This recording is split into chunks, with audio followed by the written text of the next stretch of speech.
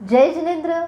हम सुन रहे हैं संत शिरोमणि आचार्य श्री विद्यासागर मुनिराज जी का पूरा जीवन चरित्र कथा रूप से। उस श्रृंखला की यह अगली कड़ी। तो श्रोताओं, शुरुआत करते हैं मंगलाचरण से। गुरुवर में आनंद झरने झरे हैं, गुरुवर में आनंद झरने झरे हैं। अक्षय पदगामी को वंदन करे हैं, अक्षय पदगामी को वंदन करे हैं। श्रमण संस्कृति के है गुरुवर तो मिसाल, श्रमण संस्कृति तो है गुरुवर की मिसाल। शरण पाके गुरुवर के हम, शरण पाके गुरुवर के हम, सब हुए निहाल, सब हुए निहाल, सब हुए निहाल। बोलिए पंच परमेष्ठि भगवान की जय जय जय। आचार्य श्री विद्यासागर मुनिराज जी की जय जय जय। श्रोताओं, अब तक हमने सुना अपने विद्याधर जी आचार्य श्री देशभूषण जी महाराज जी के संघ में गए हैं और संघ आया था श्रवण बेलगोला में महामस्तकाभिषेक के लिए। वहाँ माता पिता अपने लाला को घर लेने के इरादे से आए थे, पर विद्याधर जी तो दृढ़ रहे अपने अपनाए हुए पथ पर। आगे क्या हुआ सुनते हैं। अभी चातुर्मास तो नज़दीक आ रहा था, तो आचार्य श्री देशभूषण जी महाराज जी ससंग स्तवनिधि क्षेत्र पर गए। वहाँ संघ रम गया अपने तप, आराधना और व्रतों में। विद्याधर जी को तो यह क्षेत्र बहुत ही परिचित था, तो वे पर्वत पर मंदिर में ध्यानमग्न हो जाते थे। स्तवनिधि की उत्तुंग चोटियाँ, हरित भूमियाँ, विविध प्राकृतिक घटाएं उन्हें प्रसन्न करती थी। विद्याधर जी को लगता था कि आचार्य श्री उन्हें ब्रह्मचर्य व्रत प्रदान करे, जिसके उनकी चर्या संकल्पों के सूत्रों से बंध जाती। पर आचार्य तो सोचते अलग ही थे। इस विनम्र, दुष्टपुष्ट, आज्ञाकारी, निर्भय, स्वकेंद्रित युवक को मुनि पद से मैं अलग ऐसे भट्टारक पथ का अनुगामी बनाऊं, जिससे वो संघ की देखरेख करेगा, बागडोर वो संभालेगा अच्छी तरह से। अब क्या हुआ, सदलगा से स्तवनिधि तो बहुत ही नज़दीक था, तो सदलगा से हर रोज विद्याधर को मिलने के लिए कोई न कोई आने लगा। विद्याधर के गुरु सेवा में, आत्मचिंतन में, तप आराधना में विघ्न आने लगे, बाधा आने लगी। तो विद्याधर सोचने लगे, ये बातें तो बिल्कुल ठीक नहीं है। काश आचार्य श्री यहाँ से विहार करे। पर वे तो कुछ अधिक काल दक्षिण भारत को देना चाहते थे। अब विद्याधर सोच में पड़े, मुझे तो उत्तर भारत ही जाना है, पर कैसे छोड़ूं आचार्य श्री जी के चरण, मैं कैसे छोड़ूं?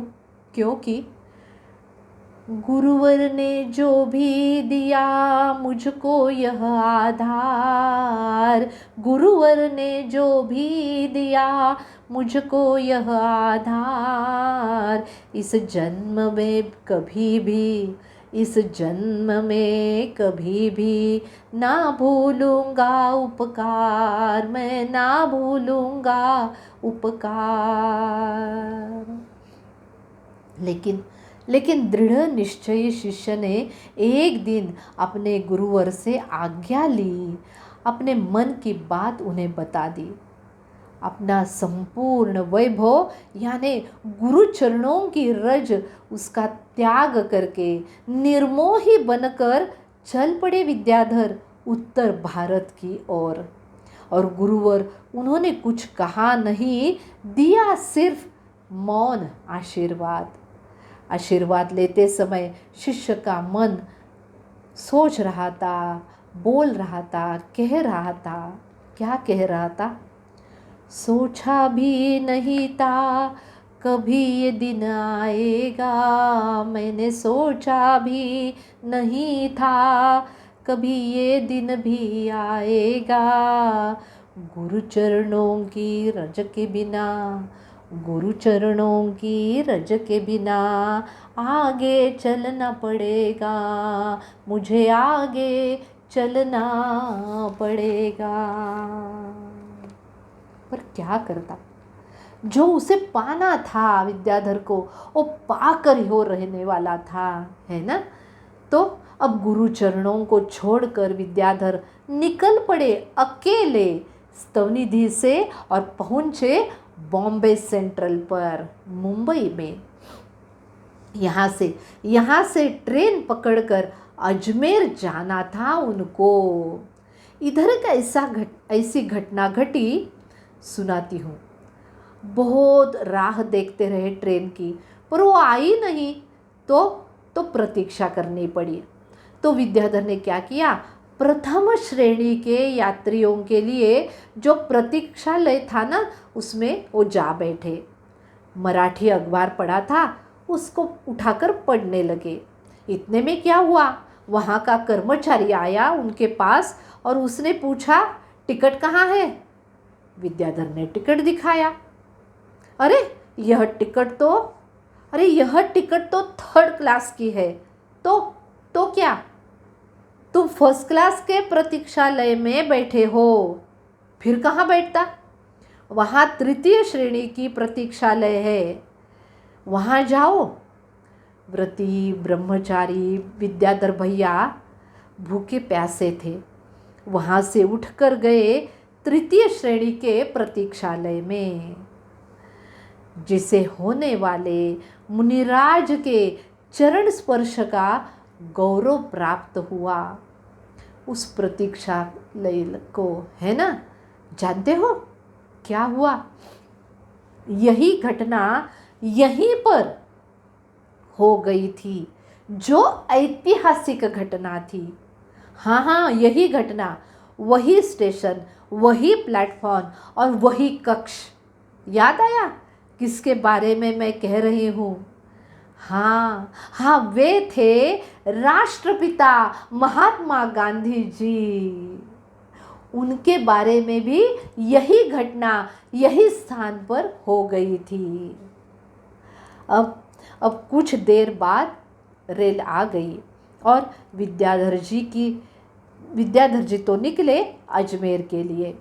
वह समय था जुलाई 1967 का। मदनगंज किशनगढ़ में परम पूज्य ज्ञान सागर जी महाराज जी के पास जाना था उन्हें। विद्या जी को 7वीं प्रतिमा थी। न देवदर्शन न शुद्ध आहार, तो 2 दिन निर्जल उपवास हुआ उनका। अजमेर में पहुंच गए वे और वहाँ का तो कुछ भी मालूम नहीं, तो गए जैन मंदिर। एक व्यक्ति को महाराज जी के बारे में पूछा तो उसने कजौड़ी मल इस गुरु भक्त के घर उन्हें पहुंचाया। अभिवादन परिचय हो गया। आश्चर्य करने लगे कजौड़ी मल जी। अब यह युवा 2.5 दिन से निर्जल रहकर इतनी दूर से दक्षिण से गुरु शरण के लिए आया है, यह बात जब उन्होंने सुनी। अब स्नान दर्शन पूजन भोजन संपन्न हुआ और चल पड़े दोनों किशनगढ़ की ओर।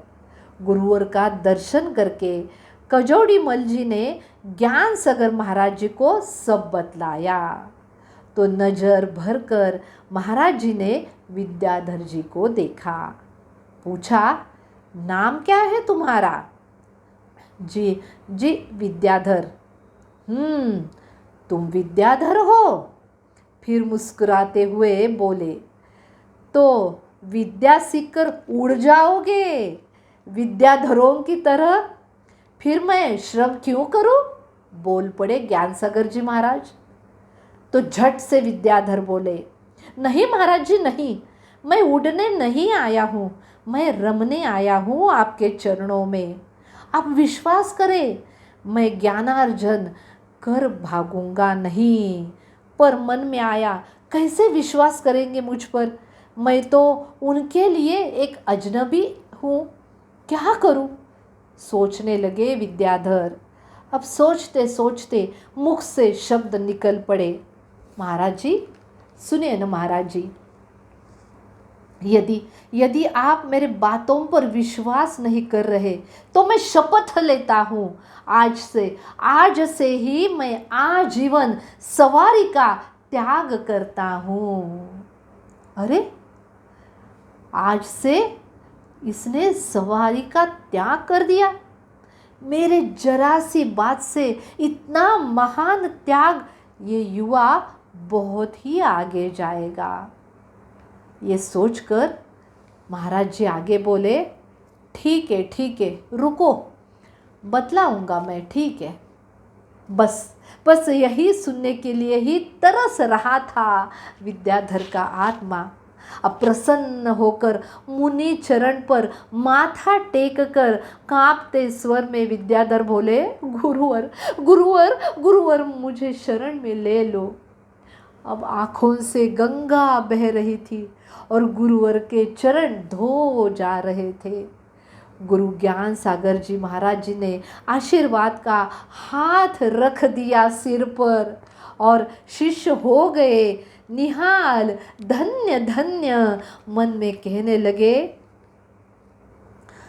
आपसे मिलने की कशिश, आपसे मिलने की कशिश जब से दिल में आई है, आपसे मिलने की कशिश जब से दिल में आई है, मेरी तकदीर खुद ब खुद मुस्कुरा रही है, मुस्कुरा रही है।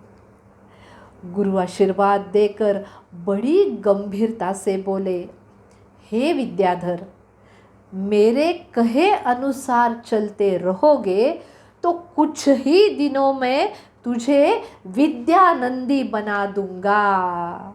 बस अभ्यास निरंतर बना रहे। अब जो चाहा था मिल गया था। निरंतर गुरु सेवा और अध्ययन प्रारंभ हो गया शिष्य का। उसकी यह लगन देखकर दंग रह गए सब। पर गुरु तो गुरु ही होते हैं। अपना यह शिष्य सचमुच पढ़ता लिखता है या सोता ही रहता है, यह देखने के लिए उन्होंने कजोड़ीमल से विद्याधर पर ध्यान रखने के लिए कहा। 8 बजे थे रात के। एक दिन की बात बता रही हूँ मैं। 8 बज रहे थे रात के। विद्याधर पढ़ने बैठे। मन ही मन मुस्काते कजोड़ीमल विचार करने लगे, चलो अच्छा है 10 बजे तक पड़ेगा ये। और वे तो सो गए। नींद खुली तो 11 बजे थे। शिष्य तो अभी पढ़ रहे थे। जब नींद खुली, शिष्य तो यानी हमारे विद्याधर जी तो उत्साह से पढ़ ही रहे थे। अरे फिर चिंता से कजोड़ीमल जी बोले, सुनो विद्याधर, अरे रात का 1 बजने वाला है, बस करो अब। कल क्या परीक्षा है क्या? सो जाओ अब। मुस्कुराते हुए विद्याधर जी बोले, सुनो, मेरी तो अब रोज ही परीक्षा है। और फिर कितने किताबें यहाँ रख दी है, उन सबको भी पढ़ना है मुझे। फिर क्या, उड़ गए जगह से। दोनों सो गए। सुबह जब आचार्य श्री जी से बताया तो वे प्रसन्न हुए। उनको लगा यह विद्याधर अब तक कहाँ छुपा था, यह पहले ही क्यों नहीं आया अजमेर में। सुनो, इतना अच्छा शिष्य हर गुरु के लिए प्रसन्नता ही प्रदान करता है ना। बस यह कड़ी यही समाप्त करते हैं। मिलते हैं अगली कड़ी में। तब तक सब जीवों के प्रति मंगल भावना। आप सबको सप्रेम जय जिनेंद्र।